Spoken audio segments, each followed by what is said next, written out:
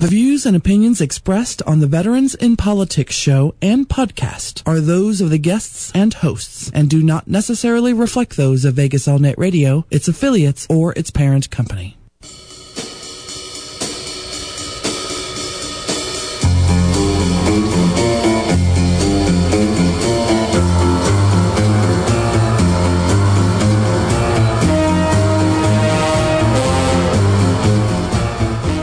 Well, this is Steve Sanson and Jim Jonas is MIA. We got Karen Steelmon in the house. Hello. Well, here's Jim Jonas right now. Look at the counter. I can pull your button forward. Hello. Now I'm really loud. Karen, don't you have your own show? I do, right here in this same building. And you don't know how to work the microphone? And it's better than yours. My microphone's better than yours. Well, we have 3 guests today. Today's a special 2-hour show. The first hour, we're going to have Douglas Gillespie, the sheriff of the Clark County Metropolitan Police Department. Second half of the hour, we're going to have Jerry Tao, Clark County District Court Judge, and Carolyn Ellsworth, Clark County District Court Judge. I believe those 2 judges got appointed, and they're up. This is the first time that they're actually going to try to get elected. Hi, Jim. Hi, Karen. How you doing? So, any rants, Jim? No, other than he's breathing hard. It was challenging to get here today. I heard you left at 12:30, and it's now 2:00. Yeah. What'd you do? Walk? No, I took the bus. That's a slow bus. Your headphone is a little messed up. Is it? Yeah. But anyway, sounds good to me. I have a rant. I'd like to start since you guys keep playing around. Go ahead. I want to start with the political parties that are that's controlling all the political activities, locally and nationally, especially here in Clark County, the Republican Party here. Oh, you're not talking about a party. You're just talking about political.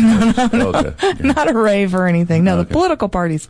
I'm not real familiar with the Democrat Party here in town because they're not real active right now because they already got their man. But the Republican Party, what are they doing? You know these people. Tell me what. But you know something. The local Democrats are very active in town. They have a whole bunch of parties going on. Well, yeah, for the local races, yeah. Right? Yeah. So what's up with the Republican Party? Well, you asking me? I'm not too much in the party politics. Did you know all these people? I'm just meeting them. Well, they had a challenge about the caucus.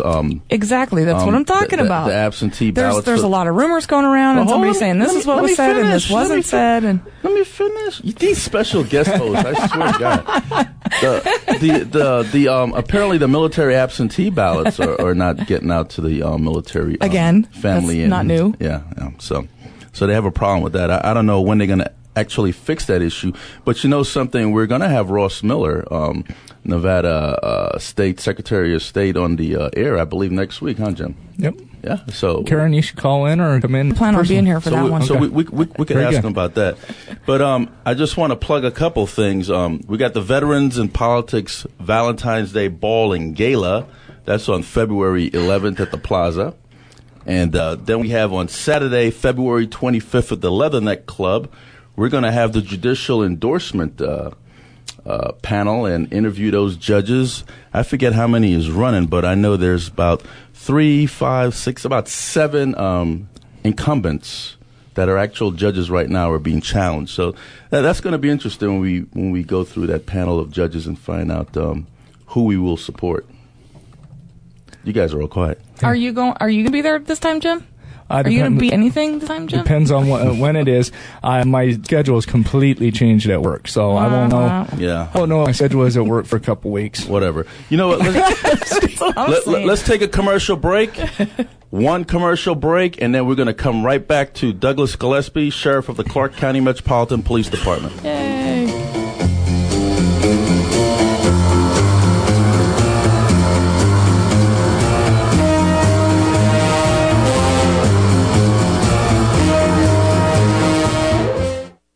Great. Then it's a date. As Miss Nevada, my schedule can be really busy at times, but there is one activity I had to put on my calendar, and that's the Veterans Valentine Ball and Gala. February 11th is your chance to help local veterans meet with the state's dignitaries and feel the love for Valentine's Day. So bring your sweetheart down to the Plaza Hotel on February 11th at 5:30 p.m. for a dinner, dance, and silent auction. Visit veteransinpolitics.com by December 30th to purchase your tickets. I've got my date. Do you?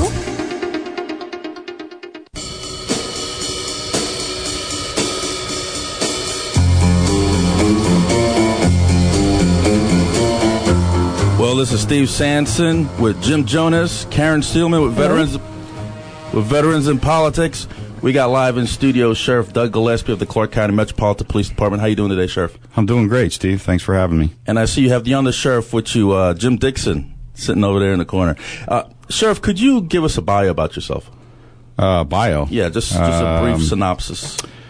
Well, I came here in 1980 to start my career in policing. I've worked at the Las Vegas Metropolitan Police Department ever since then, actually November of 1980, and rose up through the ranks, sergeant, lieutenant, captain, was appointed to commander, deputy chief, ran the Clark County Detention Center there as a deputy chief, and then, as you know, Steve, when Bill Young became sheriff, he appointed me as undersheriff, and Bill chose not to run after being in office for 4 years, and I wasn't ready to retire, so I went out there and put forth the effort, and fortunately for me, I got elected, and recently, a year ago, was reelected. So I'm in my 32nd year here at Metro. Real quick, since you brought up the undersheriff, you got rid of that position, then you brought it back. Why? Yeah, Rod Jett, who was my undersheriff the first 4 years, retired. And when that happened, I did a little reorganization. Wanted to try something different as far as running the organization. However, after doing that for about 8-9 months, I just didn't feel it was working well. So brought back the position of undersheriff, and fortunately for me, and I think the department and the community, Jim Dixon accepted my offer to be the undersheriff. Okay. Well, Sheriff, let's get right into it. And I know we don't have much time, but I have a whole list of questions for you. And one of them is, why do you like to jump to conclusion? And the reason why I say this is this. In 2009, Officer James Manor, no seatbelt, no lights, no sirens, excessive speed. You held a press conference and said that Calvin Darling, a drunk driver, turned in front of the officer and killed a police officer. You had his mugshot all over the news, calling him a cop killer. Darling was injured, came out of his vehicle and rendered aid to the officer. After a toxicology report, blood tests, we found out that Darling was not legally drunk according to the state law. Again, in 2011, Stanley Gibson, Army Gulf War disabled veteran, you held a press conference and said that Gibson used his car as a weapon to ram police cruisers, and the officer acted in self-defense. After the video of the incident went viral, we found out that Gibson was blocked in by several empty cruisers surrounded his vehicle, so bad that his tires were spinning. He had nowhere to go, no weapon. In the second press conference, you now refused to respond to reporters' questions, indicating that the incident is under investigation. Shouldn't you have all your facts before you address the media and the public? Well, Steve, I think you're taking a lot of things out of context. Okay. So let's roll the film back a little bit here, or the tape, to the James Manor incident. That was the information that I got from the investigators at the scene. That was the preliminary investigation in regards to James Manor. I never called Mr. Darling a cop killer. And when the facts came to me that disputed those facts that originally put out, I immediately called a press conference, went before this community, and admitted the mistakes that had been made. Your characterization of initial comments in regards to Mr. Gibson are not accurate. I did not have an initial press conference in regards to the Stanley Gibson. I've had one. And I did answer questions from the media. In fact, up to the point of time that the media stopped asking me questions. So, these situations are dynamic. There's a lot of factors that go into play, and you do your level best to get the information out there in a timely manner. And that's something that you always balance when you're the head of an agency like this, the size of it is and the things that are going on and the dynamics of those situations. Today society is such that with the media and stuff, there's a lot of pressure on organizations to get information out quickly. And sometimes when you do that, the information is not that is not the accuracy of it is not to the level that you would expect. That's why you see us not wanting to comment on some of these things. And the information that when I go to the public, I say, respect the processes that we have in place. Allow these things to work through. So when we get to a point in time, we can get the facts out as best we can under the circumstances. Well, let me jump into some criminal shootings that we believe is criminal. In 2010, and by the way, Sheriff, I do respect, and I do have a great respect for you coming on the show today. I just want to put that out there just in case I forget. I appreciate that. In 2010, Trevon Cole was a linebacker at UNLV, a low-level marijuana dealer. Officers were executing a search warrant on Cole, who was mistaken for someone else. Cole was kneeled over his toilet. He was shot in the head and killed with a rifle in front of his pregnant wife. No weapons were found on Cole, and Cole had no criminal record. Officer Bryant Yant, who had no training in execution of search warrants, shot and killed unarmed Cole. The coroner's report were inconsistent with the officer's report of the event. Officer Yant indicated that Cole came at him, but according to the coroner's report, that statement was false. The county recently paid out $1.7 million for a federal lawsuit for wrongful debt. It's indicated that Officer Yant is on administrative duty. So a couple questions for you about that. Does Officer Yant still carry a weapon sitting behind a desk? Yes. Why aren't there murder charges filed against this officer and charges filed for falsifying a police report?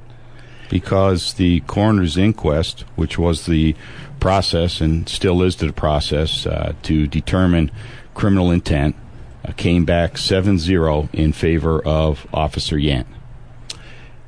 And do you believe Officer Yant racially profiled Trevon Cole? No. Okay. December 20... Let's just go back a little bit. Sure. The facts that you stated in regards to Officer Yant, Detective Yant, not having any training in search warrants, that's not true. He had extensive training in not only the preparation of search warrants, but also the execution of search warrants. And Mr. Cole did have a criminal history, but not to the level that was written in his the affidavit for the search warrant. Okay. That was one of the mistakes that Officer Yant, Detective Yant, made in the preparation of that search warrant. And, the settlement was made, but it wasn't just paid by Clark County. It was actually paid by the Las Vegas Metropolitan Police Department. We're a self-funded organization, and part of that self-funding is you have money that you put aside for liabilities such as this. And so even though we go before our Fiscal Affairs Committee for approval of that, Steve, it's made up of the city and the county. But it's actually budgeted money from the Las Vegas Metropolitan Police Department that goes into these settlements. But don't you get 40% of your budget from the city and another 60% from the county? Roughly, yes. Okay. But no. Well, let's go back on that just a second, too, because the 30% of Metro's budget is self-generated, yet the city and the county do not contribute to. So really what the county pays is 60% of that 70% that's left over. And the city pays roughly 40% of that as well. Okay. Well, let's keep this going, Sheriff. Sure. Thank you for your response on that. December 2011, Stanley Gibson, an Army Gulf War veteran, disabled veteran, who we believe was failed by the Veterans Administration and the Las Vegas Metropolitan Police Department. Like I stated earlier, he was trapped, nowhere to go, no weapons, confused. Gibson was supposed to be on a 72-hour lockdown for PTSD, but released in 8, and no criminal record to speak of. Gibson was shot in back of the head with an AR-15, a similar weapon to the military M16 A2 service rifle that fires about a 7.62 rounds, because I carried that rifle for 12 years. Officer Jesus Arvelo, hope I pronounced that name correctly, fired 7 rounds to the rear of Gibson's vehicle, striking Gibson to the rear of the head, executing him instantly. One of your officers went on the Heidi Harris show and stated that a piece of glass must have hit the officer and he reacted from the initial shot. By the vehicle, from the initial shot to the vehicle by the beanbag that his fellow officer shot into the vehicle. I interpreted that if this officer was standing that close to the vehicle, he wasn't following proper Metro protocol. We found out that Officer Arvelo knew the plan by his fellow officers to shoot the beanbag, then tear gas into the car, but he decided not to follow the plan and delivered his own. 3 questions on this one, Sheriff. Where is Officer Arvelo now? Is he allowed to carry a weapon? And why isn't murder charges filed against this officer? Well, you said a lot of stuff there, Steve, so let me try to piece it together as best I can here. All right. First off, the officer in question is still employed by the Las Vegas Metropolitan Police Department. However, he is in leave with a CIS, so he's not out there on the streets. He's actually at home until the internal investigation is completed.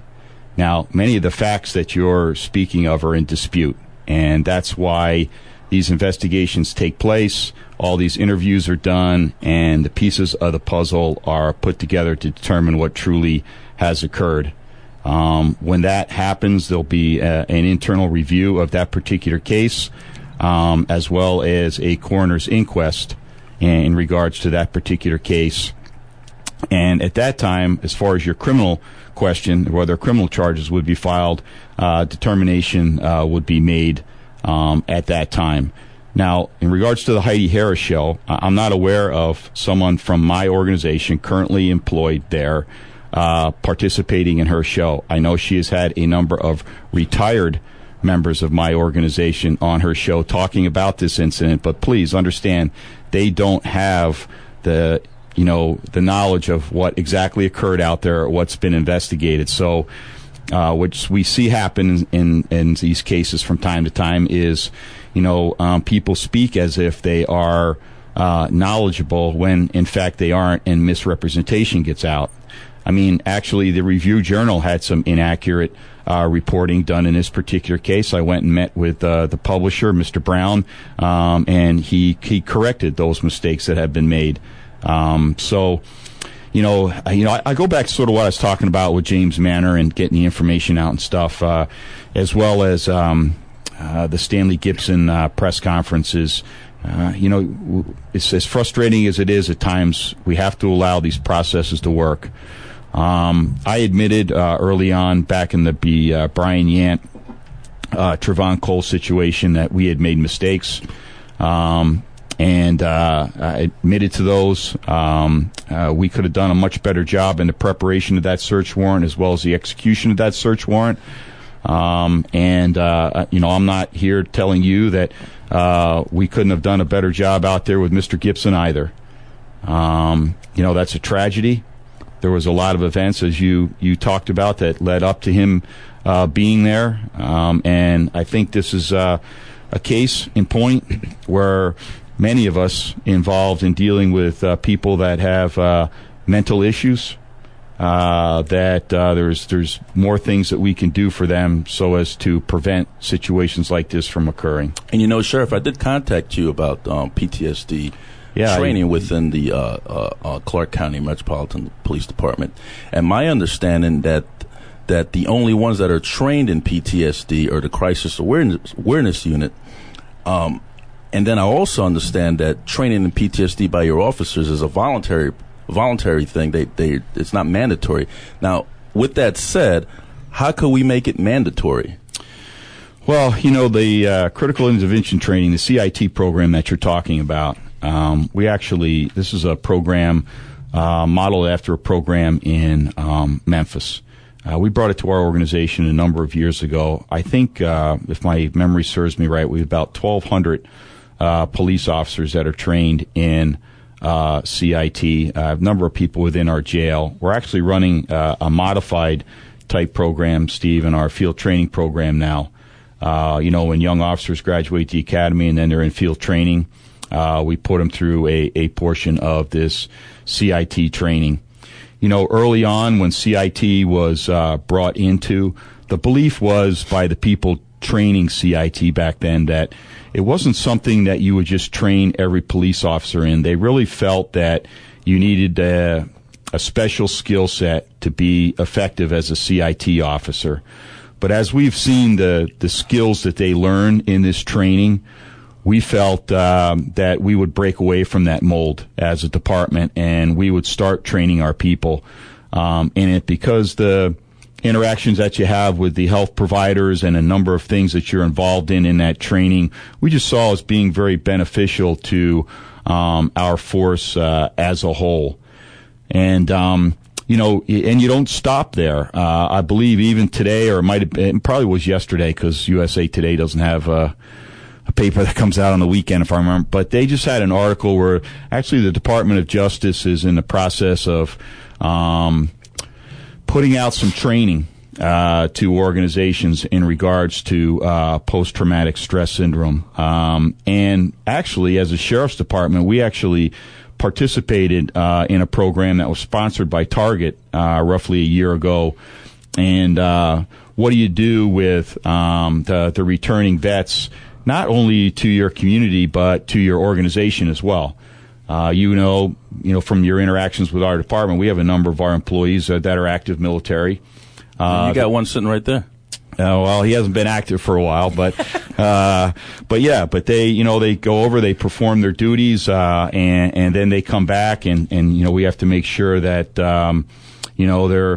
they're ready to go out and do the job as a police officer. I know this is a situation that concerns all of us in policing. We don't want to see these situations turn tragic like this. We truly want to see people getting the care that they need. Our officers don't want to go out there and have to take someone's life. So I think it's incumbent upon us as a department and me as a sheriff to continue to look at ways to mitigate situations like this. And not place blame, accept the facts for what they are, and develop some, more proactive approaches than probably what we've seen over the years. Okay, Sheriff, I have one more, but this one is loaded, and it has several. Well, give me a little chance to absorb all it is that you're asking me to come back on. Okay? No problem, Sheriff. All right. And it has several questions with it, and then I'm going to stop, and then I'm going to hand it over to my co-host because I don't want to steal all the thunder. Okay. Okay. 2011 was definitely a terrible year for Metro because the Metropolitan Police ended it in December of 2011 with Stanley Gibson, a disabled Army veteran that died at the hands of Metro. But it begun January 2011 with another Army veteran, Eric Scott, a West Point graduate, an Army veteran officer that has a concealed carry permit. It was exposed at Costco, and then apparently police was called.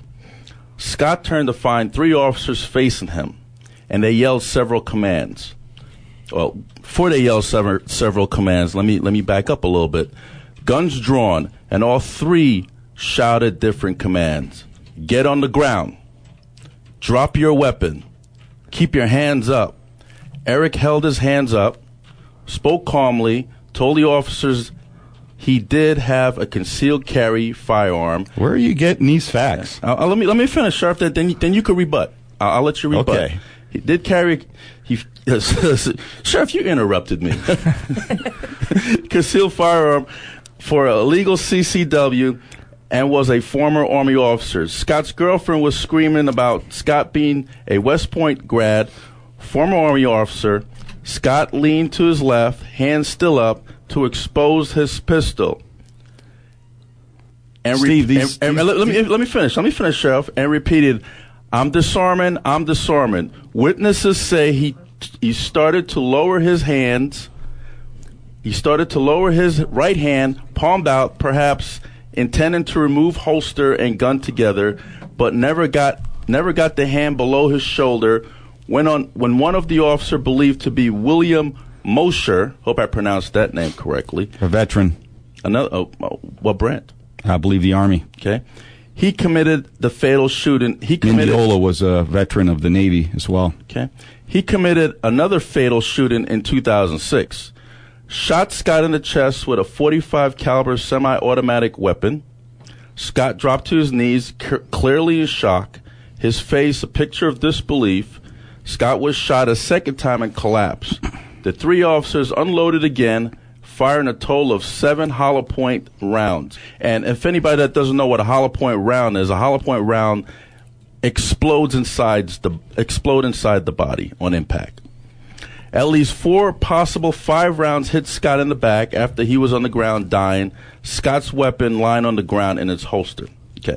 Now, who should give verbal commands? Shouldn't it be the first officer on the scene? You know, those facts that you just gave, Steve, aren't even close to what occurred out there. Then Sheriff, explain. And, well, I have explained it. In fact, it's been in the newspaper. In fact, there was a multiple-day coroner's inquest that number of witnesses, tens of 20s, if I remember correctly, got up there and basically just disputed everything that you said in regards to Mr. Scott's actions and whether he was cooperative or not. And that didn't happen in 2011. That actually happened in 2010. And it was, a short time period after the Trevon Cole incident took place. And, 2011 hasn't been a terrible year for the Las Vegas Metropolitan Police Department. Yes, Stanley Gibson's situation is tragic. There's no doubt about it. And I've said that. But I'll tell you what, there was a lot of good work done out there by a lot of men and women every day and every night in this community. And I think at times, we forget about that.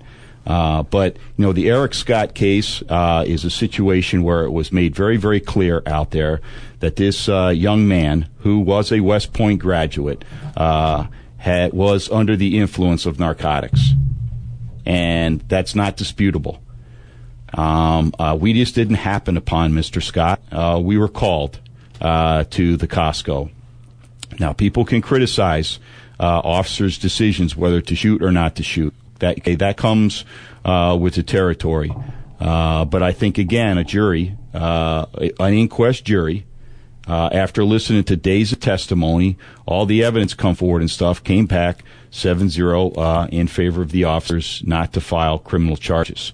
Now, in regards to who gives the statements, Officer Mosher was talking to Mr. Scott that day, and that was people listened to that on a number of things, whether it was over the radio or a number of other things. We teach our officers that we want that one person given those directions to that individual.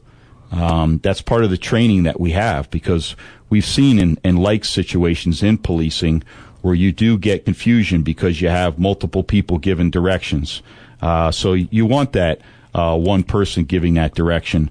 But also understanding the dynamics of that situation, they had a lot of citizens to worry about too, as well as giving directions to them as to what they wanted them to do as well. You know something, Sheriff. You said something that was very important. I was going to bring this up at the end of the show. You said that there are a lot of good cops out there, and there are a lot of good things that the Metro Police Department has done.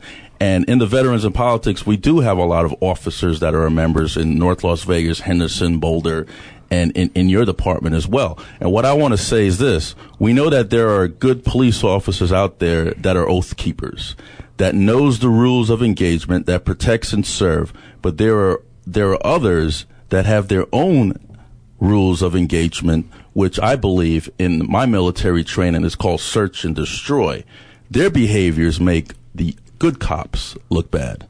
I just want to put that out there. Sure. I won't argue the fact that we have employees that make mistakes, Steve. And I think it's evident by people that we have disciplined, termination of employees, the high standards that we have in order for you even to become a member of our organization. We send a very clear message that, when you're a police officer and you have the ultimate authority to take someone's freedom and liberties away from them, the checks and balances associated with you becoming a police officer, and once you're a police officer, should be the highest. And I subscribe to that, and I always have. And as long as I'm the sheriff here in the Clark County and oversee the day-to-day operations of the Las Vegas Metropolitan Police Department, that standard is going to be held very, very high. Before I turn this one over to my co-host, I need to ask you just one more question, Sheriff. Is it customary when one officer fires his weapon, is that a green light for every other officer to have his weapon drawn on the suspect to fire? No. Because I know that I've been in situations before that one of my Marines felt that their life was in danger, and they saw a threat, but I never fired because I never see a threat. Right. Yeah, you're right, Steve. You're trained. It's what you perceive to be the threat at the time. The situation where I would say it's different is if you are, say, you are a sniper in our SWAT unit. What you see out that scope may not give you the perception of that danger threat to a witness or in a scenario or to the SWAT team, but the commander may, based on the totality of circumstances, and the commander would give authority to take that shot. That's one of the very unique situations in American policing that you would be able to articulate taking a shot like that without you having that perception of your life or someone else's life being in danger. Yeah. Karen? Well, good afternoon. I almost said good morning. I forgot what time of day it was. Hello, Sheriff Gillespie. My name is Karen. I'm the Civilian Auxiliary Director with Veterans in Politics. And before I get started with my presentation, I first want to put out there that I know a lot of people who know you personally and swear by your integrity, and I don't believe that you're a man who is reckless or endangering the community in your post. I think you're a man of integrity and honesty, and this isn't about attacking you or the department. It's about getting facts out there, and I have a lot of facts to present, so at any time, feel free to interrupt me and interject if you need to. So first I want to start with the stated vision of the Las Vegas Metropolitan Police Department as stated on the budget website, because I couldn't find a statement anywhere else on the Metro's website or on your personal website. What is your oath of office, and where can anybody find it? Oh, it's the standard, I shouldn't say standard, it is the oath of office for constitutional officers. So you didn't write anything unique for yourself? Oh, no. Okay. No. And where can anybody find that? I looked. I couldn't find it anywhere. I don't believe that it is on our webpage, the actual oath itself. It's, it's a document that, thank you, in fact, I just read it to a number of police officers that we swore in earlier this week. So can you kind of ad-lib it a little bit just to give people an idea of what exactly the oath entails? Well, it basically says you will uphold the Constitution and government of the state of Nevada and the Constitution and government of the United States of America against all enemies, whether domestic or foreign, and you will bear true faith, allegiance, and loyalty to the same. I believe it's a very similar oath to that the judges take, that when elected officials take office. The only difference is at the very end of it, it'll say what job you're entering. In my case, it was sheriff. Police officers' case this past week, it'll say police officers with the Las Vegas Metropolitan Police Department. And when you were elected the first time, you were endorsed by the previous sheriff, correct?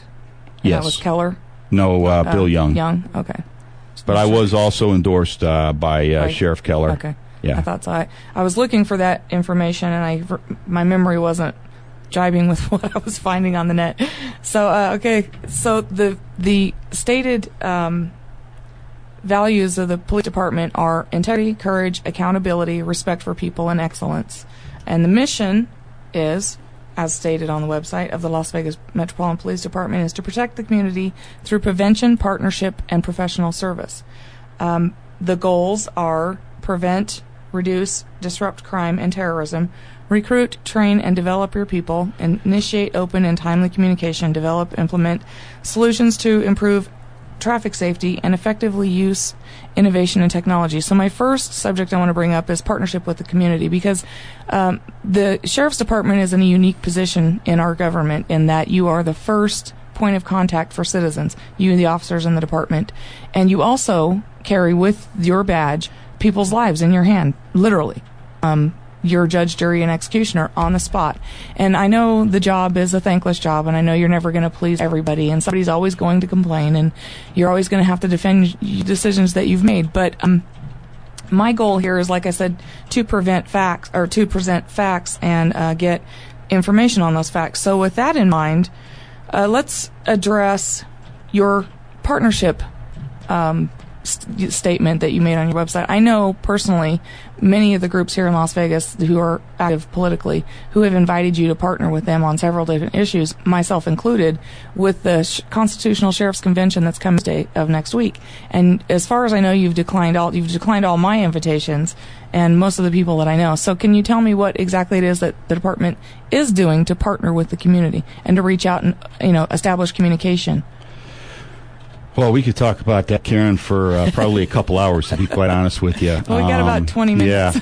Yeah. It starts in the day-to-day actions of the police officers themselves when they're out there doing police work.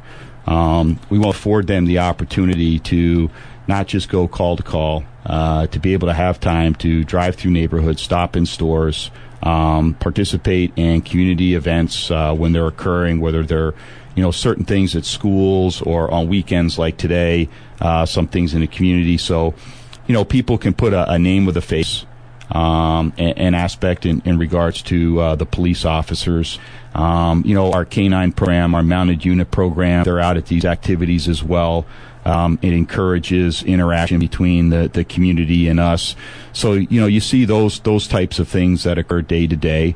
And then you see more, I would say, strategic type approaches where the captains, particularly at our area commands, of which we have 8, they're responsible for creating that synergy with the community in the area that they police. So they have community policing officers, and they may be setting up certain programs, having meetings, whether they're with business, members, faith-based members, education components. Some of our schools are in some very tough neighborhoods, and police officers being in and around those schools on a regular basis are good. It gives a level of comfort to those attending, but also, again, has that dialogue, that interaction. And then that which you have there, grows up to other aspects of the organization.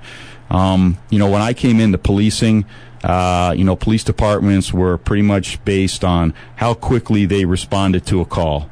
Response times were the big emphasis. Now it's crime prevention, and really that's what should be the gauge. We in policing know we can't be successful alone in preventing crime. Right. You have to have good relationships with the community, and all communities. So, that's something you continue to work on in regards to, how you keep those avenues open when people see something that isn't right, that they call, that they're not fearful of the police, and you're able to work on those things. I can tell you that's something that we work on constantly. Well, everything you just mentioned kind of brings me to my next point, which is the budget. Policing is very critical, of course, to your job, but your budget is probably about 50% of your job, at least. Spending taxpayers' money wisely. And Steve kind of mentioned a little bit about that earlier. And I have a lot of facts here, so feel free to jump in and interrupt me at any time. So I want to address first that while making pay cuts and benefit decreases of more than $8 million, the department opened a new 307,500 square foot department building located at 400 South Martin Luther King Boulevard in mid-2011. And the building is a lease, which will cost over $12 million a year for 30 years. Millions of dollars. Hold on a second there. Okay. The county actually has the ability to purchase that building after the first, I believe it's 3 years. It's a lease to purchase. That was the intent of the project from the very beginning. So really, our belief is that when the county purchases that building, it will turn out to be a long-term, a very good financial decision that we embarked on at that time. Well, I'm glad you cleared that up. But you are correct. Right now, our lease payment is roughly $1 million a month. Okay. And millions, from what I understand from the information I could collect, millions of dollars of security and other upgrades were still needed at the opening of the building for the department to function properly. The necessities were knowingly cut. These are reports that I have. I have no way of knowing this for sure. But necessities were knowingly cut out of the original bid items to meet the construction budget, with every intention of them being replaced after all was said. I don't know what you're referring to as. In regards I had to all the that cuts. written down at one time, but it was way too much. There were some accusations made in regards to the level of police officers assigned actually as working security at the facility itself. We use a lot of volunteers. We do have police officers that work there, but that building's a little bit different than what people are used to seeing. They look upon these federal buildings in regards to the security layers prior to getting into the federal building. We knew when we embarked on this project there was no way we could afford that level of security at the building. The other part of it is it's a public building. I mean, our police records is there. And if you create a number of barriers, people aren't going to come in and do what they need to do. I think we're a little bit different. So it's basically Class B office space. That's what you see there. We took a number of aspects of our organization and condensed it in there. Yeah, I was just going to bring that up. The other part of that too is City Hall is no longer going to be City Hall. They're moving into a new City Hall. They didn't have space for us to move into the City Hall, and we had significant operations over at City Hall. That's where our police records was. A huge part of our operation. So, I think the time is right. Now, the other part about it too, Karen, and go back to the community policing aspects and partnering with the community. Before, when you used to come file a report with the police department, you could go right upstairs. When I hired on a department, you go right upstairs and talk to the detectives. Right.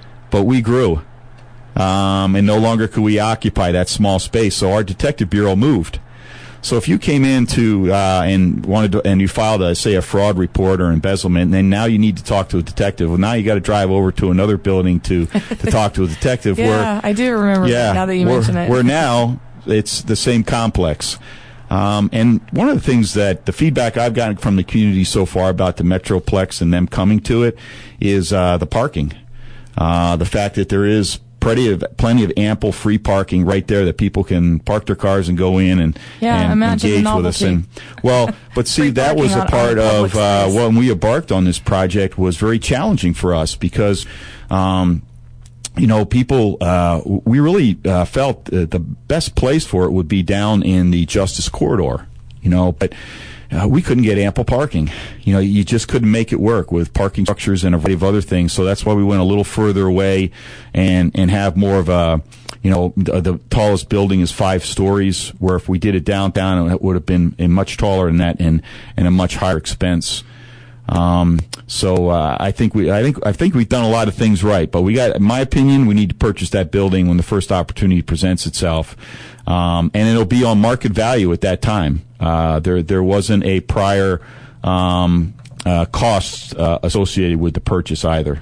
Well, thank you for addressing that. That answered a lot of questions. Other questions I had. And next subject along with the budget is there are reports that many officers were forced to purchase their own safety equipment, such as bulletproof vests and operable radios. And I'm sure you're aware that there were an issue there for a while about the radios that the department had purchased for use, that they didn't work. The officers don't purchase their own radios. We purchase them for them. Officers receive a amount of money every year. It's been referred to over the years as clothing allowance. But that amount of money has grown over the years.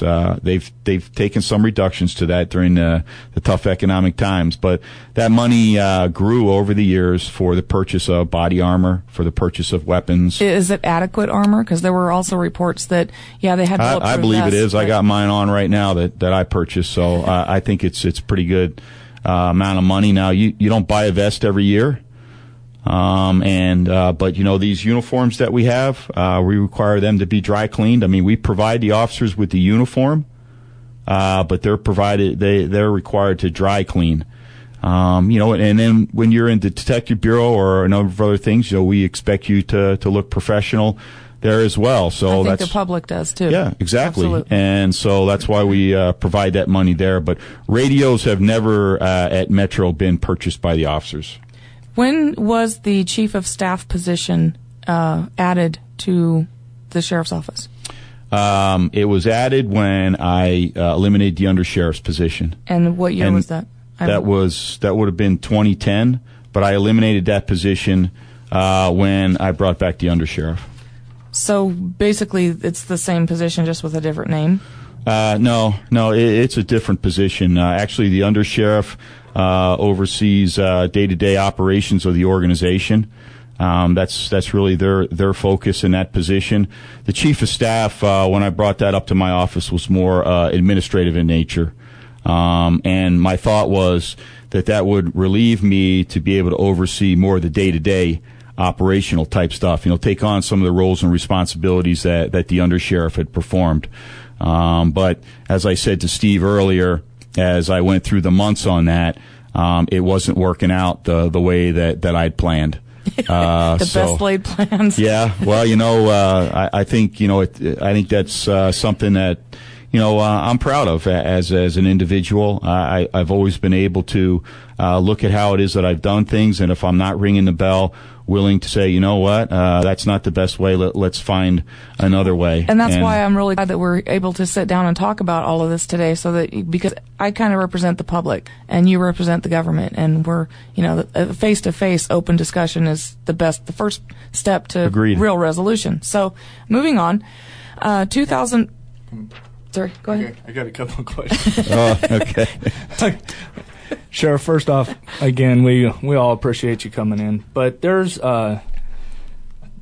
been some rumors. I don't know how substantiated they are, but by a couple police officers that I know personally, that they're concerned about you guys losing too many senior officers, and with all these, not all, but with a lot of the officer-involved shootings, tends to happen more amongst your younger officers than older. How concerned are you about losing senior leaders in your department? Losing your tenured employees always concern you. I was never a proponent of the 25 and out. But the 25 years of service and able to retire at no penalty at age 50 is there. And, people take advantage of it. Right.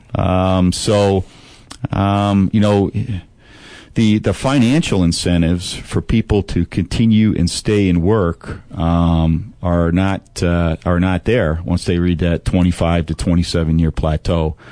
I tell a number of people they're way too young to retire. Yeah. They need to stick around, and that does concern me because policing is very unique. A lot of it that you gets better at because you've got an experience factor that comes into play. But that's always been a challenge for us in law enforcement. Right. It's not new today. So I think we got to continue to work to find ways to encourage our people to prolong their working years. And not that they have to spend those years out, pushing the black and white and doing that aspect of the job. But they can be very beneficial to you behind the scenes. I mean, we just had a guy retire yesterday, John Libbert. Went through the academy with John. I've been on the department 31 years. Since 1995, he's been in our DARE program. Yeah. And he's just done a phenomenal job. I mean, here's a seasoned, tenured police officer, able to go in these schools and really do a great job. And then going back to the original part of the question here, Jim, was, we haven't, yes, you do have situations where a young officer, 1 or 2 years, may be involved in an officer-involved shooting, but actually, statistically, it's more along that 7, 8, and 9 years that they're involved in those things. Now, the overwhelming majority of them tend to be patrol officers. Right. That are involved in these things, just because of the dynamics of the situations they're involved in, and your more tenured line level officers don't necessarily continue to work patrol. Although there are some of them, they do a great job. I just saw a guy the other day, Ray Burney, out there at Northwest Area Command, and Ray's been working patrol ever since I started working patrol, and he still does a great job. He's energetic and hardworking, and he brings a level of discussion to those briefing rooms. I think he can't replace. Well, I got another question about about uniforms. I get this on Facebook every once in a while. Yeah. That some of your troopers complaining about when it's 110. Maybe the uniform should be a little different so it'd be more cohesive to stay cooler. Well, have you thought about addressing that issue? I don't know what we have. That's something we've gone around and around. I'll tell you, when Bill Young was sheriff, we changed policy and we implemented shorts. Yeah, and Bill and I went out to a couple of briefings and we came back and we said, boy, that was a mistake. Because we weren't looking very good out there in shorts. We've looked at a number of uniforms over the years, and we actually did tests with lightweight pants compared to these wool pants. And polyester blends don't breathe, wool does. And there's just things that come into play. And the other part about it is no matter how you cut it, in July, out there during the day, wearing a uniform with a vest underneath it, you're going to be hot. Yeah. And it's just, but, we have looked at a number of things. We actually have a uniform committee that looks at a variety of things. They're constantly looking at ways to make this uniform more comfortable. We used to have leather gear. Now everything's plastic, nylon. Make it lighter. You'll see a number of officers that are out there today that wear the back brace kind of thing that goes with their uniform belt as well. We've become, we're a lot more relaxed on the shoes that you wear compared to when years ago. We take into account footwear and things of that nature. So we continue to work on it. One thing that does continue to concern us, and I don't mean to go on, but when talking about this, is sun exposure. That is an issue for us in regards to our officers and the skin cancers associated with that. And so that's why we have gone the route of allowing more hats and things of that nature in the summer months. Okay, and then one last question I have for you about your new police station. It's right down the street from my house. What is the county or the city, whoever is responsible for that area, what partnership do you guys have of trying to get traffic through that area? Because that is a very small intersection to have all this activity on that one small corner. Well, there's two entrance exit points, one off of Alta and one off, well, actually there's two off of MLK and one off of Alta. We've been working with city engineering, actually. It's city property down there in regards to the lights, the cycling of the lights. Right. And the one issue that has been discussed is the inability to turn. If you are going eastbound on Alta approaching Martin Luther King, you can't make a left-hand northbound turn into the Metroplex. Because now they did some engineering and they said they needed to run that curb up that far. We're taking a look at that. We're asking them to take a look at that because I think that's one of the things we might want to take a look at, and then that would alleviate anyone coming eastbound on Alta. They wouldn't have to turn and go northbound on Alta MLK to come into the complex itself. Okay. That's all I got. Are you done now? Yeah, I had to get some questions in. Well, okay, moving on. My next point was, it kind of goes along still with the budget issue. 2,184 commissioned positions are paid for, and correct me if this is wrong, because I got these details off the internet, paid for by a special sales tax initiative and are kept in a separate fund from the sheriff's annual budget. What was the number? 2,184 No, that's commissioned roughly positions. 550. Really? Yeah. Because I believe I got this off of Wikipedia, which we all know. No, is the gospel. that's pushing when you're talking 2,100. You're that's a lot. That's all. Yeah, our authorized strength is a little over 2,700 commissioned police officers.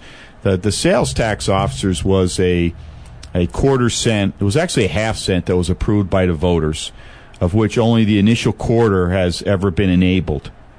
Is it kept in a separate fund from? Yes, it's a separate fund that we at Metro run.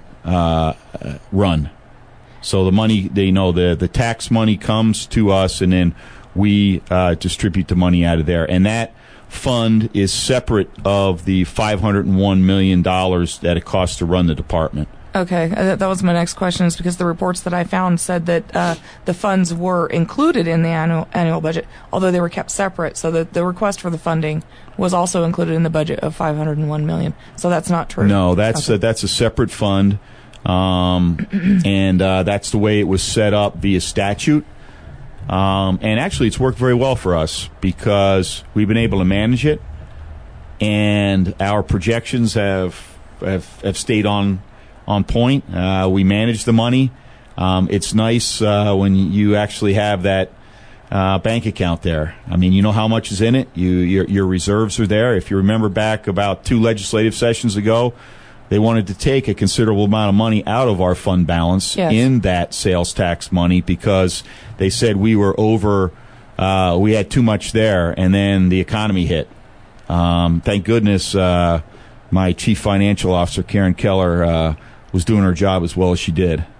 Now, in fiscal year 2010 and 11, you may or may not think this figure is correct, but over $118 million were allocated for new officers, but at the same time, crime was going down, population was going down, property tax value was going down. So why did we need $118 million for new officers? Oh, boy, I'd have to take a look at that because we have not increased the level of authorized strength at the police department in the last 3 years. We've actually eliminated 238 full-time positions, and we're running a vacancy right now of 100 authorized positions.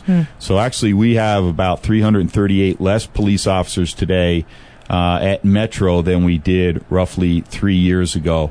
So I would have to take a look at that figure there. In fact, when you look at our operating budget a number of years ago, I think it was $49 million, now down to $501. A big reason for us to be able to do that is we eliminated close to 500 full-time positions, civilian and commission, because that's the bulk of our budget. It really is. Salary and benefits is really where it's at. We've saved money on capital expenditures and a variety of other things, but that's really where you make up your savings. Well, we're kind of running out of time, so I won't have time to go over all the. I have like 4 pages, but I'll email this to you later. You can send me that. And I would like to say, though, before you go, that you still have an invitation to the Constitutional Sheriff's Convention at the Tuscany Monday and Tuesday.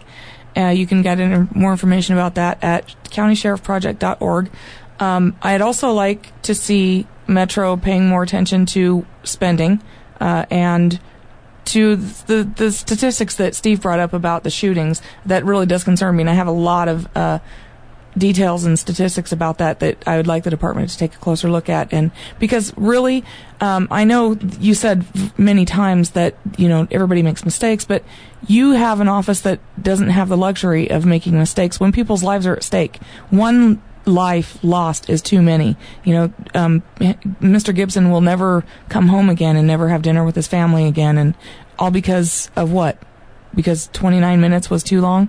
That's unacceptable. if you've ever lost anybody that you love, you know that that's unacceptable.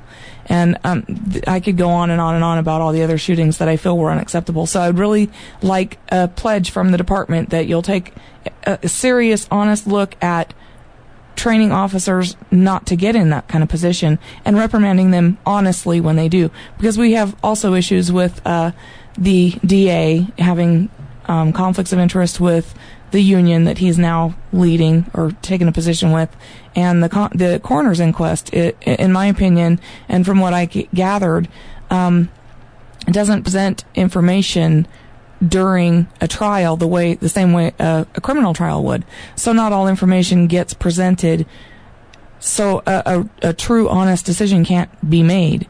So I just would like a pledge from your office and from you today that you'll take an honest, closer look at all of those facts. I make that pledge. I've always said that, and we'll continue to, Karen. And I thank you very much for that. You're welcome. Sheriff, Sheriff, do you believe that training is a factor amongst police officers? The lack of training or not enough training amongst your police officers, is that a kind of factor that dealing with these police shooting, that the officers are not getting enough training that they're supposed to have? Steve, I equate it more to hands-on training, scenario-based training.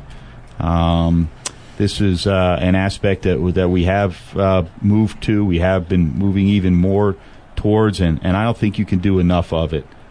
When it comes to training, you being from the military and stuff, you just can't rely upon your basic training. I think our initial training is very good, Steve. I think we do a number of things in the academy to prepare somebody to go out there and do the job. I think we have to do a better job and continue to do a better job in what we refer to as in-service train, and providing that in such a way that it better prepares officers for these very difficult decisions that they face with that are ever-changing, in our world. Policing is significantly different than when I hired on, and you have to be you have to be in front of that change line. I've always said this about organizations: there's a change line, no matter where you're in, what it is that you're doing. I think it's very, very important that you have to be thinking in front of that change line as best you can to develop your policies, your procedures, the equipment, and the training, and that's what we're committed to here at Metro. Do you believe leadership starts at the top? Yes, sir. Or you plan to run for re-election? Yes, I am. So you believe that you are re-electable? I believe I am, yes. Okay. You know that in your position, you're in charge of Metro, and in my position, I'm in charge of the veterans and politics. And amongst our members, there are a lot of membership that are in the veterans and politics would like to see you resign. What do you have to say about that? I don't think that they have taken a true look at the totality of circumstances in dealing with being the sheriff of Clark County, running the Las Vegas Metropolitan Police Department. When I go out and meet with people in the community, Steve, and I'll ask you, compared to the police departments across America, what size would you figure that we are? I don't know, as far as population, per capita, or we're third. How big? No, I mean, as far as the police department goes, we're either the 7th, 8th, or 9th largest police department in America. Whether you look at geography that we cover, 7,560 square miles, the number of police officers that we have, or the population that we police. Right. And I think when you look at the complexity of all that goes into running an organization that size, there are going to be people that are going to in my opinion, jump to conclusions as to the effectiveness of that organization. But look at the crime rates since 2006.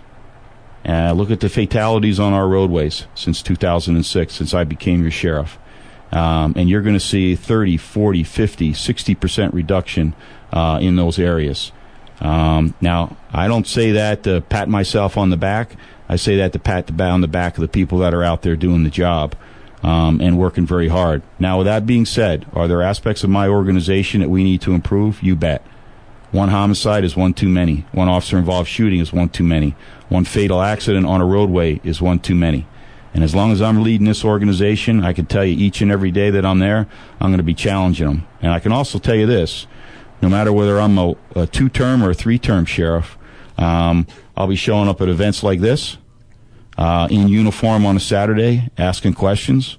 When I leave here, I'm going to go out and spend some time at one of my area commands with a number of my troops that are out there working, and going to stay as committed as I was the day I hired on this department. And I think that's important. So, but I also know this, Steve, you can't please everyone. But I tell you what, I think how I shouldn't say win them over, but I guess maybe give a better understanding is participating in programs like you provided me the offer or the opportunity to do this afternoon, out there in the community, engaged with conversation. Don't always got to agree with everybody, but I think when you have an opportunity to speak your mind and people hear you talking, and it's not a soundbite on TV or a quote in a newspaper. They have more respect for you, as well as the members of my organization. Well, statistics says that Las Vegas ranked 3rd in police shooting, below L.A. and New York, and they have 9 times the population of Vegas. What do you have to say about that? Well, I don't know. Some of these departments don't count shootings like we do, Steve. Okay, and that was not discussed in the article. That was the same thing that came up when we were having vehicle accidents. We found that out. We do have a high number of officer-involved shootings for the size of our department. I won't dispute that. But we also went down significantly last year, and I hope we continue to go down. The year before we had 26, I believe, and last year we had 18. Now, according to the facts that I found, that doesn't. If you could provide us with the information to show that, because according to the facts that I found, that's not the case. Well, I can tell you that officer-involved shootings were reduced in 2011 compared to 2010. The statistic you may be referring to is the number of people that died as a result of officer-involved shootings. That was up. Yes. Okay, but the actual number of shootings themselves were down. Well, Sheriff, we really appreciate you coming out here and explaining your position as far as being the lead of the Metropolitan Police Department. I thought that when you called and you said that you'll do the show, I was just blown away because I didn't think that you would, and I give you the utmost respect for that. So thank you for that. You bet. Yes, thank you very much, and I hope to see you at the Tuscany on Monday. I hope to see you at the Veterans Valentine's Day Ball, February 11th at the Plaza. Did you know about that? Well, I think I knew about it, but I tell you, I could probably go to 3 events every day, every night. And I do got to be home every once in a while. Do you have a point of contact? You know my points of contact. Connie, right up there in my office. She handles my schedule. All right, that's Sheriff Doug Gillespie. Thank you so much for coming on the show. You bet, Steve. That's Sheriff Douglas Gillespie. Karen, thank you. Thank you. With the Clark County Metropolitan Police Department, this is Jim Jonas, Steve Sanson, Karen Steelmon, Veterans of Politics. Don't go away, folks. We got a second hour show. We have Jerry Tao and Carolyn Ellsworth, Clark County District Court judges.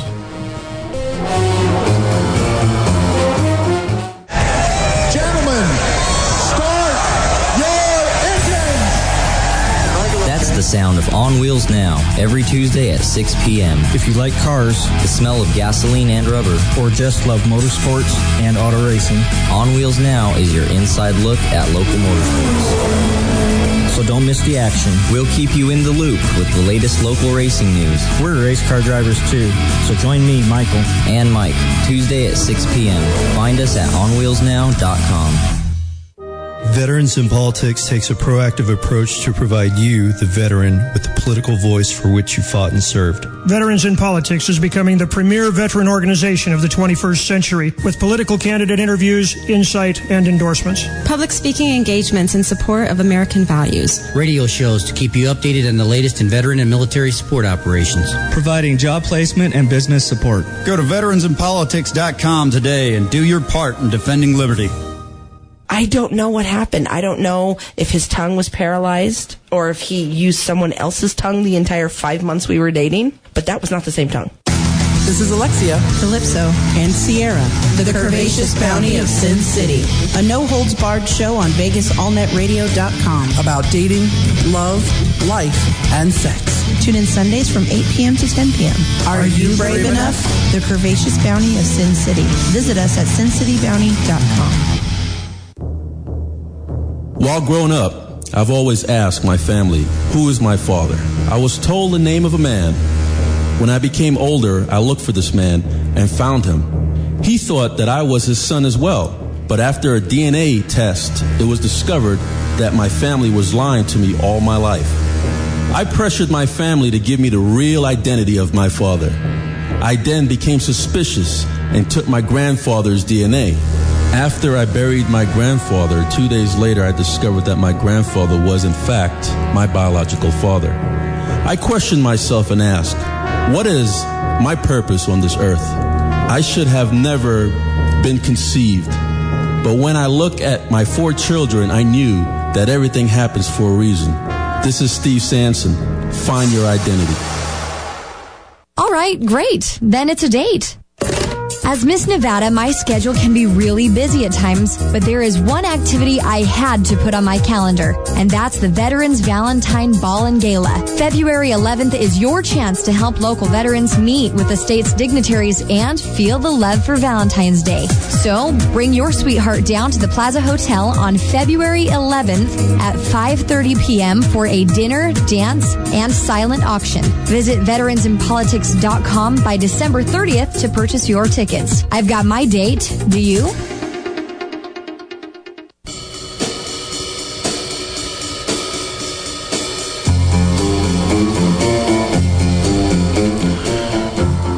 Well, Jim, we're back. This is Steve Sanson, Jim Jonas for Veterans in Politics, and we have live in studio, we have Carolyn Ellsworth, who's the Clark County District Court Judge, Department what? Department 5. Department 5. Judge Ellsworth, nobody knows about you, so why don't we just get a little background? All right. Do you want me to go top speed? Because my resume goes on. No, go top speed, Judge. Okay. All right. So I've been practicing law 32 years here in Clark County. I came to Nevada in 1979 when the Clark County District Attorney, who was then Bob Miller, hired me as a law clerk. And I had just left California after having taken the California bar and was awaiting the results from that while I was clerking for the DA's office. Everybody clerked in those days.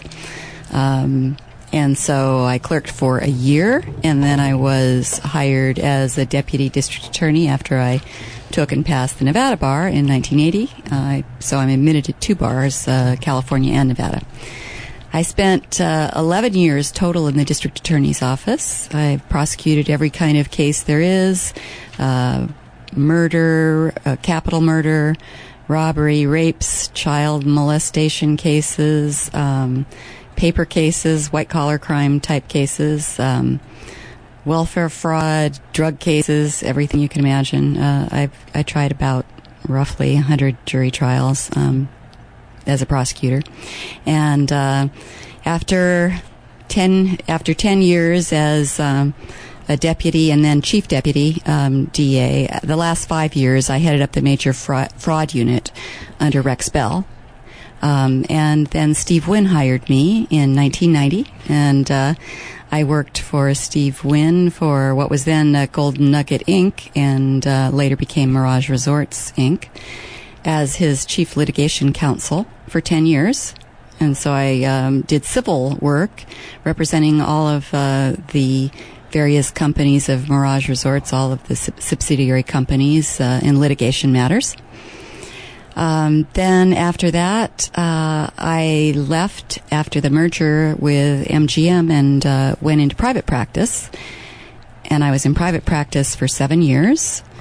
During that time, I did primarily employment law, representing employees in discrimination cases, age, race, disability. I also did Americans with Disabilities Act litigation. And I'm a pilot as well, so I also did aviation defense litigation and plaintiffs litigation. during that time. Okay, you're hired. Judge Ellsworth. You're hired. Okay. Yeah, your resume is just way too long. I told you, and I've left out lots of things already. Okay. Let's go to the heart of this. You were appointed to the seat, correct? Yes, I was. Okay, by Governor Sandoval. How long you been sitting in the seat? Just over 3 months. I was appointed and took the bench. I was sworn in October 17th. And why do you believe you drew a candidate to oppose you in the electoral process?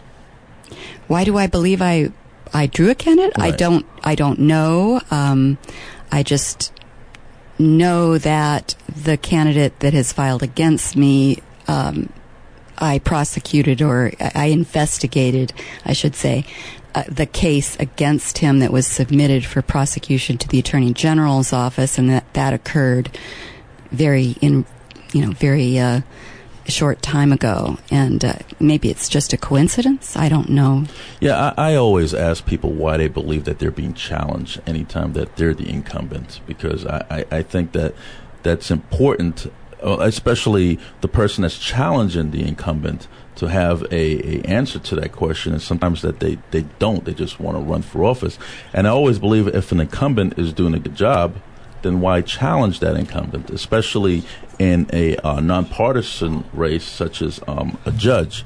So, with that said, how are you adapting to sitting on the bench, and what type of do you handle civil calendar? Do you handle criminal calendar? What do you do there? I have a split calendar, so I handle both.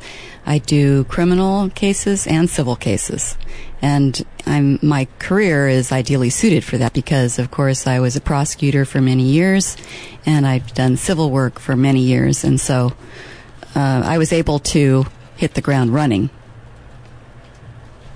Go ahead, Jim. Okay, so Judge, why? Basically, I always ask this question: what makes you want to be a judge? Because there's got to be. It just seems to me like it would be a very tough job. It is a tough job, and of course, I was asked that same question by the Judicial Selection Commission, who had to vet all the candidates that applied for the appointment, and then they take those from those 16. They took the 3 top candidates to send to the governor. And so basically the answer is because it's something I've wanted to do as a goal for a long time, since early in my career as a lawyer. But I look at it as public service. And I spent the first 11 years of my career in public service. While I was in private practice, I emphasized a lot of public service type of litigation, representing people who needed help and who oftentimes couldn't afford it, so I would do that work pro bono. Of all the things I've done in my career, I've found public service to be the most rewarding, and our community deserves judges who are qualified, because what we do in the district court affects so many people's lives. Most people don't think about that. They think, I'm never going to go to court, and they hope they never go to court.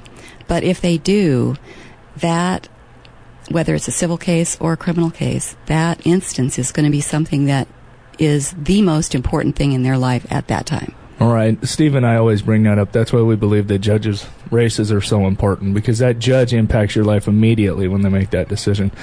I got another thing I wanted to ask you is, do you believe that judges should be elected or should they be appointed? Well, I look at it from both sides, because basically what we'd like to avoid is politics, right? In either selection process.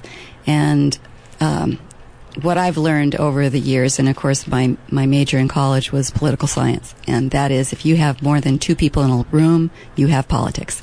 And so you're going to have politics involved, whether it's an election process or a process whereby a selection commission selects based on merit, the governor appoints, and then the public is asked to retain or not retain.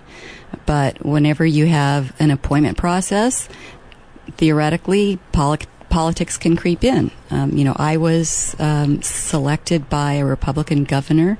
I was, of course, I can't tell you what my party affiliation is unless I'm asked, but I was surprised that I was selected, given the three applicants' names. And what I already know your party affiliation. All right.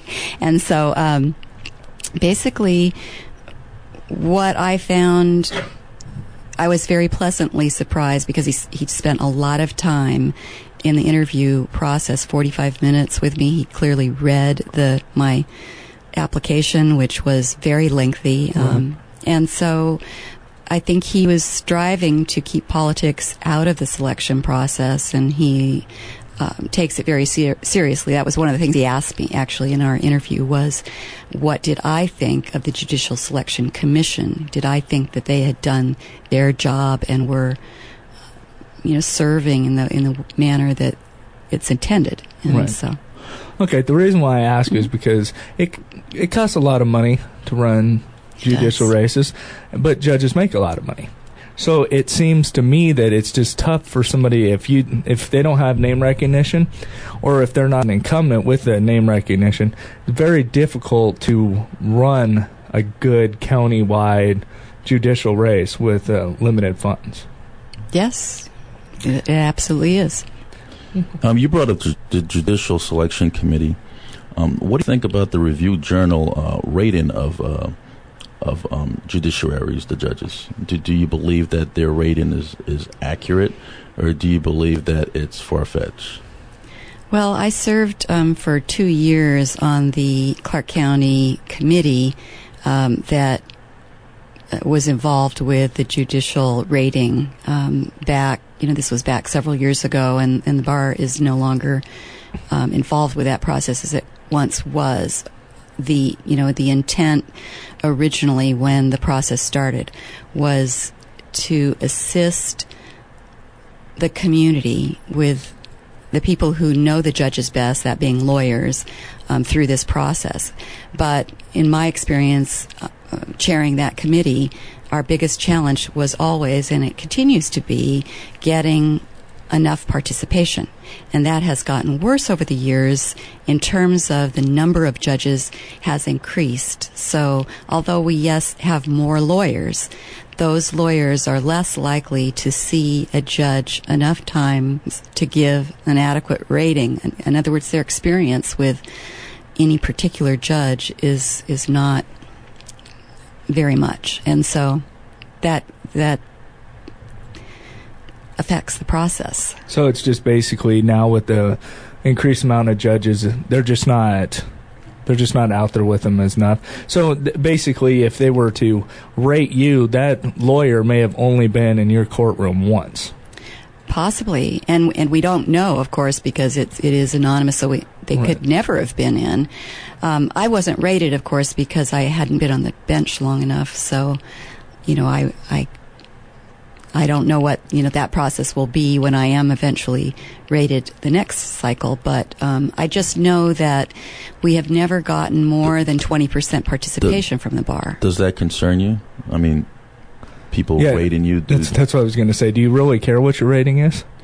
Yes, I would, because some judges don't, and I could name a few with the low ratings. Yeah, I think they should be concerned.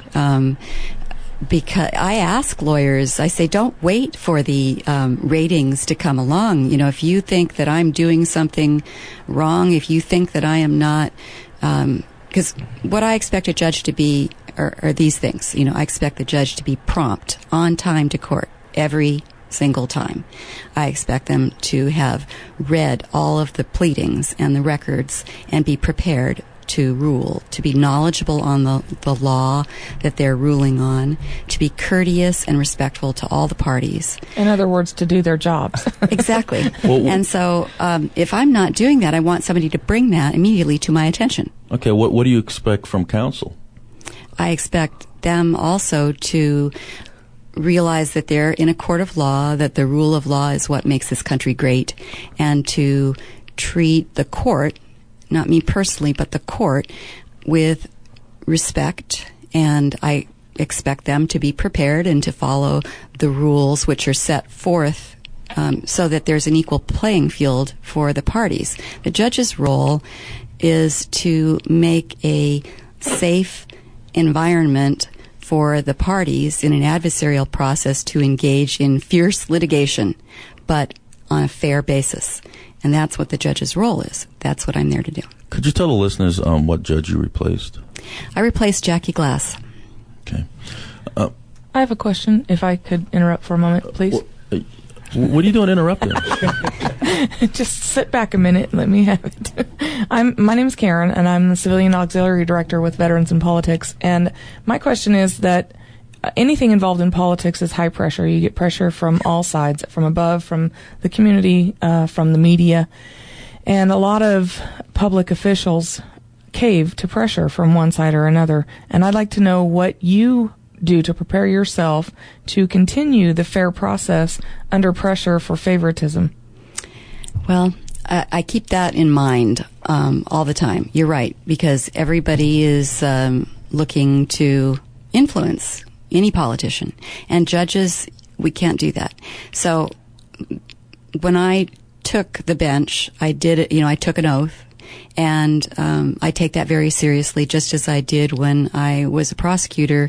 And a prosecutor's duty, above all else, is to seek justice. And so a judge's role is similar in that we not only have to seek justice, but we have to make sure that everybody's playing fair and that we're not influenced and we're not biased. So, if you do see that kind of behavior coming from your peers, do you do something about it? Well, yes, I would. I have an ethical obligation to do something about it. That's right in the judicial canons. And there's a lot of stuff in there that judges don't do. That's why I'm asking. I read that the canon laws a couple times for judiciaries. I figured that they hold judges to a higher standards than they hold any other elected official. Yes. And a lot of people would say to you, Judge Ellsworth, that you being a prosecutor, how were you, because a prosecutor's job is to actually get a conviction. No, it's to seek justice. Well, I know you and Judge Kephart would probably agree to that, but in what I've seen, a prosecutor wants to make sure that they put their guy behind bars. I watch Law and Order, and I'm just messing with you. but strike one. Hey, Law and Order is a good show. Do you believe that well, how do you look at judges? For example, judges' standards or code of ethics is supposed to be fair and impartial. How do you, in your opinion, how do you rate a judge? I mean, because I'm sure that you must have had several jury trials, right? And you've been in front of judges all the time, and now you are one. Is it different? Do you look at judges differently from being on the bench than from being in front of the bench? Well, I have colleagues now that are on the bench. I've only been on the bench 3 months, but some of the... That's a lifetime for some people. You never know. Some of the judges that I serve with, I worked with in the DA's office. So they've been colleagues before. Right. Some of them I knew when I was doing civil work. So I don't look to rate my colleagues on the bench because I don't see them. I mean, I may see a case if I'm asked to do a settlement conference. I may look at what they've done in the case in order to prepare myself to meet with the parties to try and settle the case. But otherwise, I don't know what they're doing in their courtrooms because I'm in my courtrooms. It's a kind of isolating job. No, I'm talking about your personal experience, yes. Being in front and now sitting on the bench. Right. Your personal experience. How do you see that? You see that differently? How do you rate that? I mean, what does that do for you? I would imagine it completely changes your perspective. Yes, it is a very different. Are you her attorney? That's what I was going to say. You took the words out of my mouth. It is not only both figuratively and literally, because obviously you're looking down. I remember the first day, all that was on my mind. Is it like a macaw? Because, a macaw likes to look down and fluff their feathers. Yeah. Well, the first day, my main concern was that I did not trip over my robe upon walking up the steps. Only the first a woman day would be concerned with that. Right. But I did walk right out of my pumps on Wednesday. So, were you dressed under the robe, or did you have jeans and just a t-shirt on? Only Steve. I always dress in a professional manner. You'd be amazed at what I've seen since '98. No, I wouldn't, because I'd ride up and down the elevators with the other judges. Judge Ellsworth, what do you? I don't know if you had an opportunity to experience or read the articles, but we were very vocal about Veterans Court, especially in Clark County, and Veterans Court was signing the law back in 2009, and here we are 2010 and 2011, and then somebody brought it up to me, and that's when I started getting vocal about it. But have you had the opportunity to find out about Veterans Court or read up about it, and make sure that it's being implemented within the Clark County District Court system? Well, yes, actually, I had, before I took the bench, I spent a lot of time going through the statutes to make sure that I was up to speed in the criminal area, because I hadn't been practicing criminal law since 1990, except very occasionally. And so that's a long time, Judge. Yeah, I know. Don't remind me. And so I went through all of the criminal statutes. I went through Title 14 and read everything. And so, of course, I'm familiar with the chapter that implemented the Veterans Court, or the enabling legislation, of course, because it doesn't implement it. Right. It just enables us to implement a Veterans Court. And so I'm always aware of that, and in my criminal cases, when I'm taking pleas and when I'm sentencing, I'm asking, are you a veteran? Are you inactive military? And of course that information, when I sentence, is also in the pre-sentence investigation reports. Up until actually just this last week, I had not had a veteran. I had one active military who was on deployment, and it was a matter of passing the case, Right. But I had a gentleman who, 72 years old, Korea or Vietnam vet, and I was very concerned. He came up for sentencing, and I wanted to... What did he do? He had fired a gun while he was drunk. That's normal. Towards a building. Fortunately, no one was hurt. And so I was very concerned, because he was, at the time of the pre-sentence investigation, he was homeless. He's 72. He's homeless and he has a gun? Apparently it wasn't his gun, but he had a gun. Okay. I don't know what the details of that, but I wasn't as concerned with that as I was with his circumstance, which was he's 72. His sole source of income is Social Security benefits, which were slightly over $600 a month. He was living in a shelter, and he obviously had, from his prior record, chronic alcoholism. And so all of this concerned me. The state was not opposed to probation. I have an interest in protecting the community, but also trying to find a place where he is going to be able to get treatment. That's what I was looking for. Okay. And so I saw this, because this is not a case where he had pled guilty long before I took the bench, and it was up for sentencing.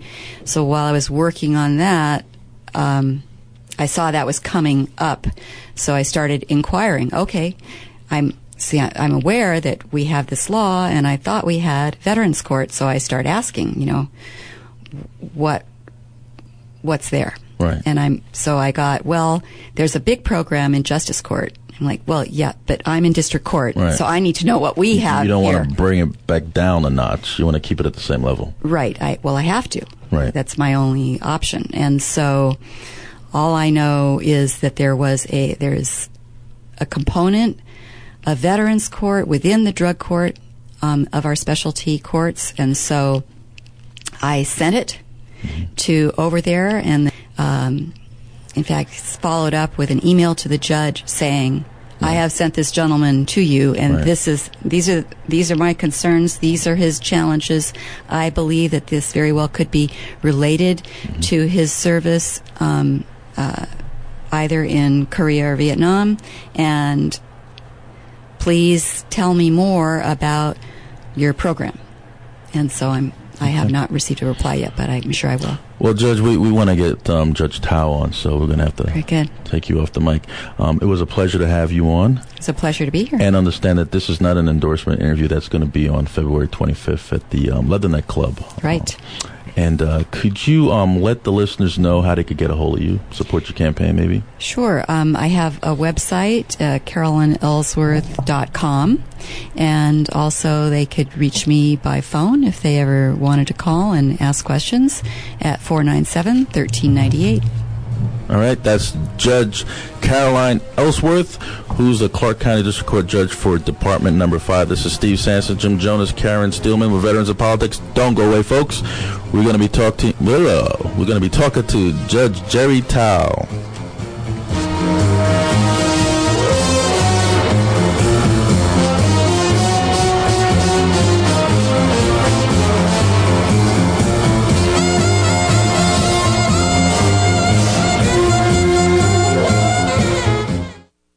Great. Then it's a date. As Miss Nevada, my schedule can be really busy at times, but there is one activity I had to put on my calendar, and that's the Veterans Valentine Ball and Gala. February 11th is your chance to help local veterans meet with the state's dignitaries and feel the love for Valentine's Day. So, bring your sweetheart down to the Plaza Hotel on February 11th at 5:30 p.m. for a dinner, dance, and silent auction. Visit veteransinpolitics.com by December 30th to purchase your tickets. I've got my date. Do you?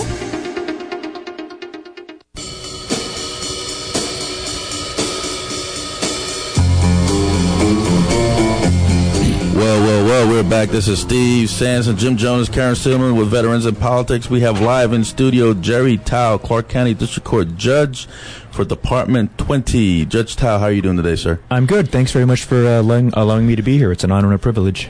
Not a problem. Judge Tao, could you give us a little bio about yourself? Because a lot of people don't know who you are as well. Sure. I've been in office a little bit longer than Carolyn. I have been an attorney for about 20 years now. I started off my legal practice working for a civil litigation firm in California, and then did that for a few years, then ended up on Capitol Hill working for one of our United States senators, which I did for several years. Which one was that? That would be Harry Reid, before he was majority leader. He was just a regular senator back those days. While working for him, I started off as a legislative aide on various issues, including defense issues, and then was eventually promoted to be his chief speechwriter. When I left his office, I then joined the Clark County District Attorney's Office as a criminal prosecutor. Does everybody go there first?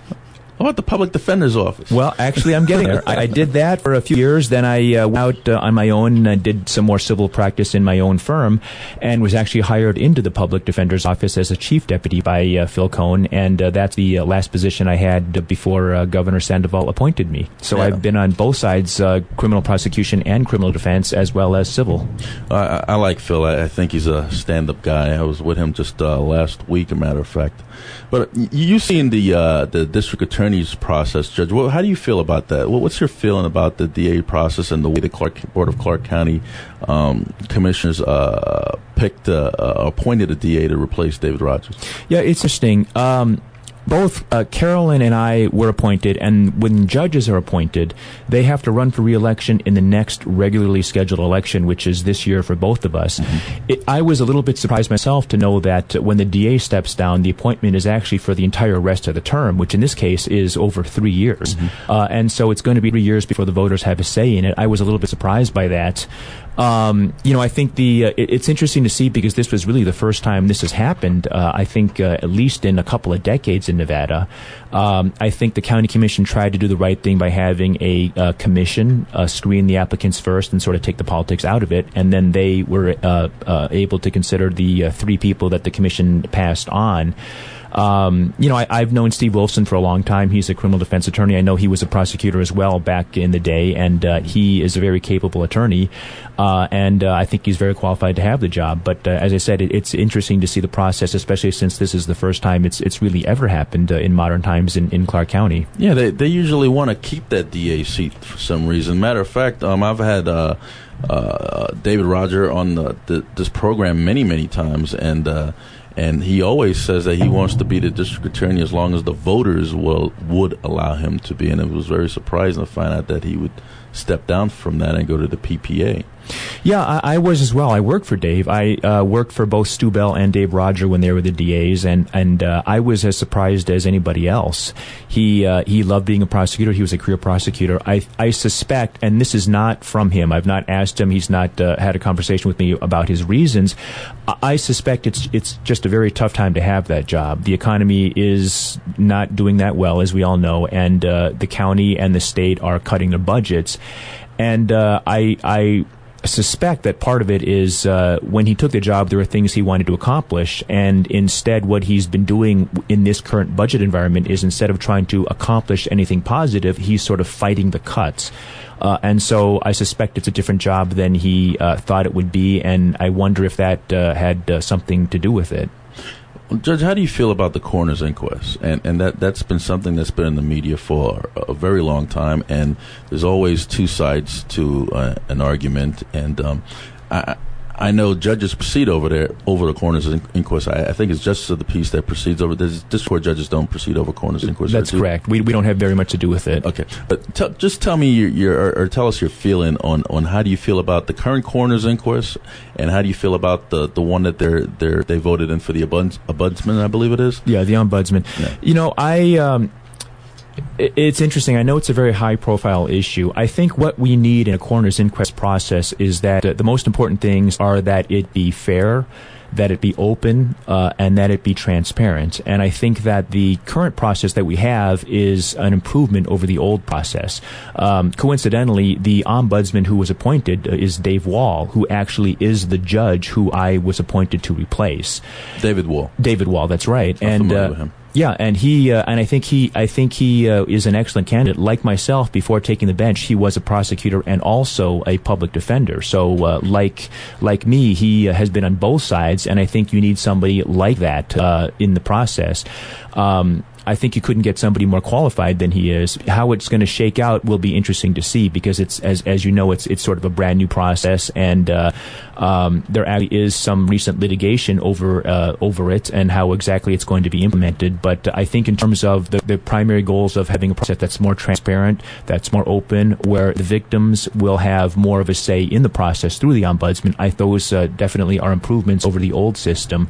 And as I said, because it's a new system, we'll have to see how it shakes out over the next few years and see whether there are any additional improvements that can be made. Right.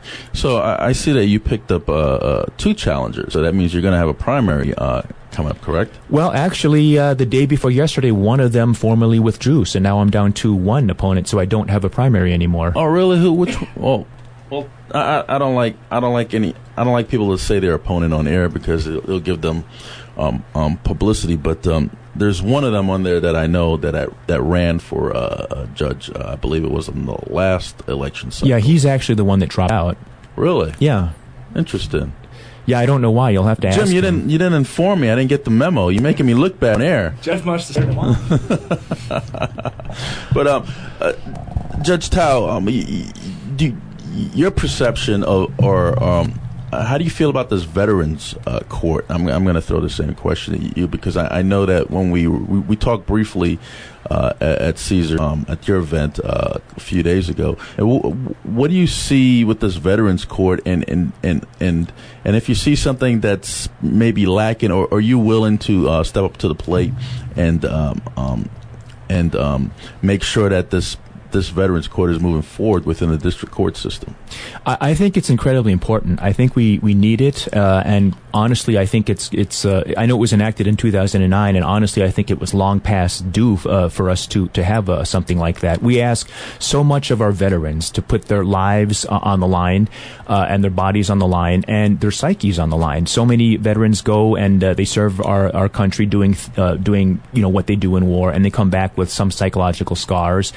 And we, as a society, need to help them. If we're going to ask them to undergo those kinds of stresses and those kinds of risks for us, we ought to be able, as a society, to step up and say, okay, now that you've served us, we're going to help you. So I'm a big supporter of Veterans Court. I've been on the bench for about a year now, and I've referred a few people over to Veterans Court. Not that many. One good thing is, in the criminal justice system, you really don't see that many veterans committing crimes. But occasionally you do. And I think, it's a work in progress. It could be better. I think one of the unfortunate things that happened was that Judge Glass was running Veterans Court, and then she left about 6 months ago for greener pastures to become a TV personality. And then the court was taken over by Judge Delaney, and she's only been at it for a few months, and I think she's sort of trying to get herself up to speed on it. And so I think what happened was some of the momentum was lost in terms of how the court is being implemented. Right now, and I don't want to criticize anything that Judge Delaney is doing because, as I just said, she's only been there a few months, and I'm sure she's still trying to find her way around. But one of the things that's interesting is right now, the primary treatment that Veterans Court is empowered to give relates to drug treatment. And in many cases, that is a problem. The handful of veterans that I've seen in court that I have referred to Veterans Court have been arrested for things like possessing drugs or stealing to support a drug habit. But when it comes to veterans in particular, although drugs may be the thing that ends them up in court, sometimes it's not the ultimate problem. They, for example, may have an underlying psychological issue or stress issue because of their service that is causing them to self-medicate and use illegal drugs to treat their condition. So in a way, drugs are the reason they're in court, but it's not the problem. And if all you're doing is treating them for their drug addiction, it's not dealing with the problem. You get them off the drugs, but there's still the underlying psychological or mental health issue. And so I think one thing that should be looked at is expanding the program to encompass more of the mental health issue. I know it does so far, but I think that could be a bigger element in it. And I know that from conversations with Judge Delaney, she is sort of angling toward that goal. But the fact that she's only been handling it for a couple of months, I think, is an issue. So it's very much a work in progress. It's something we need. It's something that'd be better. But we'll see how it goes. It's as I mentioned in connection with Dave Roger, one of the issues that I know they're having is in our current budget environment, they're a little bit more limited on what they think that they can accomplish. But we'll have to see how it turns out. It's certainly something that we need, and I'm a big fan of it, and I'm trying to do what I can to help. I occasionally will shoot some emails to Judge Delaney on things that I've noticed in court with some suggestions, and hopefully those will be incorporated. My understanding the way judges work, they're supposed to enforce the laws that are written and not to legislate from the bench. I mean, not to bring up their own personal opinion and try to tweak the law to their personal standards. And judges like yourself, a lot of people don't know so much about because you're brand new to the bench, and you might not have a whole bunch of news articles out there that they could turn to and reference from. But with that respect, I usually ask judges their personal opinion on things to try to get a mindset on their thought process. So with that said, do you believe that marijuana should be either legalized or decriminalized? Because Assemblyman Dick Singleboom brought it up last week about decriminalizing it, make it a citation like a traffic ticket. Or do you believe that it should be enforced the way it is currently? Well, that's a public policy question, first of all. And are you going to try to get out of it, Judge? Well, honestly, here's the thing. First of all, I'm not sure I can comment on questions of public policy. And secondly, the other reason why I'm not sure how much detail I can get into is because I have a split docket, which means 50% of my docket is criminal cases, and have cases involving marijuana prosecutions in front of me all the time, especially so if I were to comment that, hey, I think it's a bad law, that might impact my ability to be fair in those cases. You want to play Judge Villani on me and not comment on anything. I got you, Judge. Well, it's not that I don't want to comment, but honestly, in order to do this job, if I start taking positions on cases in front of me, I'm just messing with you. No, I know you are. Since you brought something up, because I only thought you had a civil calendar, but since you have a criminal calendar, have you had the opportunity to walk through CCDC and just see the process so you could know where you're sending folks? Oh, I have. I actually did that back when I was in the DA's office, and I did it again in the public defender's office. And what do you think about that system? I mean, with the way it's being operated and run, do you have any personal opinion about that? Well, again, I think there's a budget issue. Right now, I know that CCDC is almost always overcrowded. There are parts of the jail where literally inmates are being kept on cots in the hallway. It's overcrowded. That might lead to some security issues. But the problem is I don't know what can be done about it. CCDC, like every other part of our government right now, doesn't have the funding. I know that... Sorry for interrupting, but there have been 2 deaths, if my memory serves me right, in the past 18 months. In fact, one just happened a couple days ago, although I don't know the circumstances of it because the paper hasn't provided any updates. Yeah, I don't know. It's I know that there is talk about building another tower for CCDC, but with the construction process and the bidding process, that's probably a good couple years off. But like everything else, it's overstretched. The prison is closing parts of their certain prisons up north, and it's one of the ironies of the economy. When the economy goes down, sometimes crime goes up.